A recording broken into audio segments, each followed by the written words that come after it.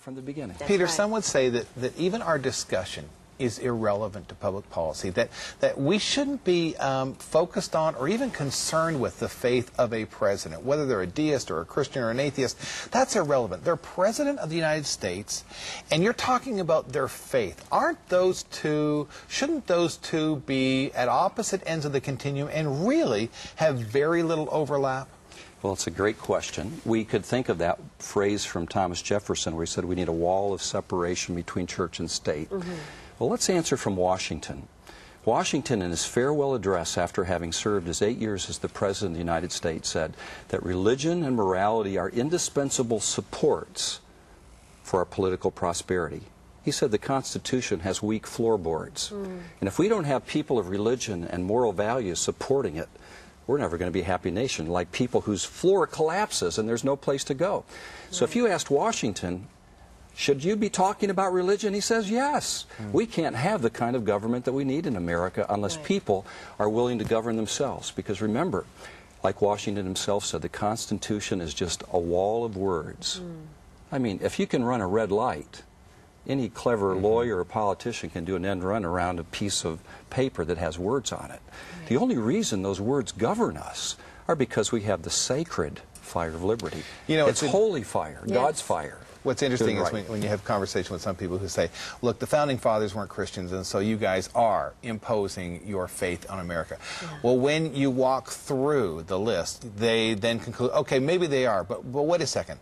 We're an enlightened generation. That was for 200 plus years ago. We are so much smarter now, so we still need to separate, you know, the faith of a president or public policy. And you just kind of go, no, it's still as relevant today as it was 230 years ago. This still matters. Wasn't George Washington the one who, when he was inaugurated, he said, "So help me God"? Wasn't he the first one who did it? And that wasn't in the official oath. It is not in the constitutional oath of the presidency to say, "So help me God." But Washington had been raised as an Anglican, and then we would say today a modern Episcopalian, a low church, Bible-believing Episcopalian. That was his tradition. And when he took the oath of office to be a vestryman, do you know what he said after all these long words? "So help me God." That was the tradition. It came right out of the British common law. You'd have a Bible, you'd put your hand on it. In fact, the tradition tells us that he actually did, as the British common law said. He bent over and kissed the Bible and said, "So help me God." That was the way it was done in the British tradition, and Washington grew up in that. He was in the Old Dominion of Virginia, which had the common law and had the British tradition, and that was natural for him. That's what the record and the tradition has always said.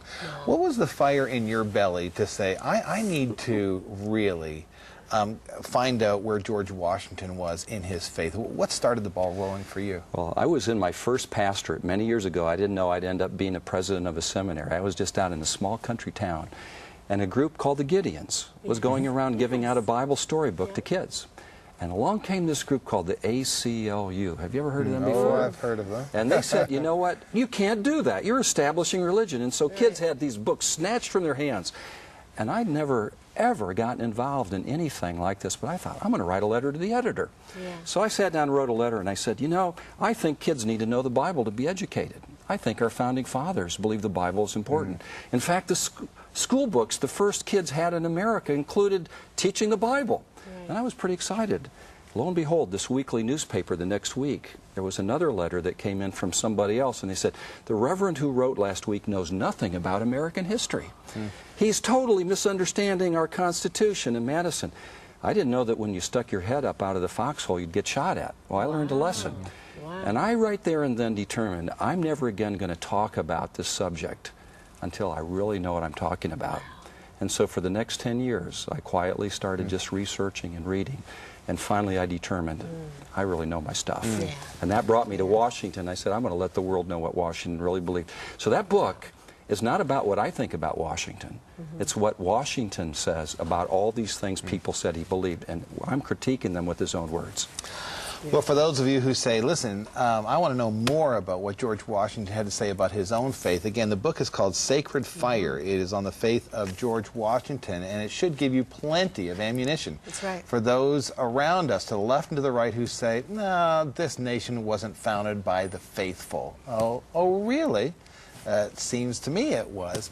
Thank you so much, Peter, for dropping by. We appreciate it. Great and to next meet book, please, make it a little thinner. My word.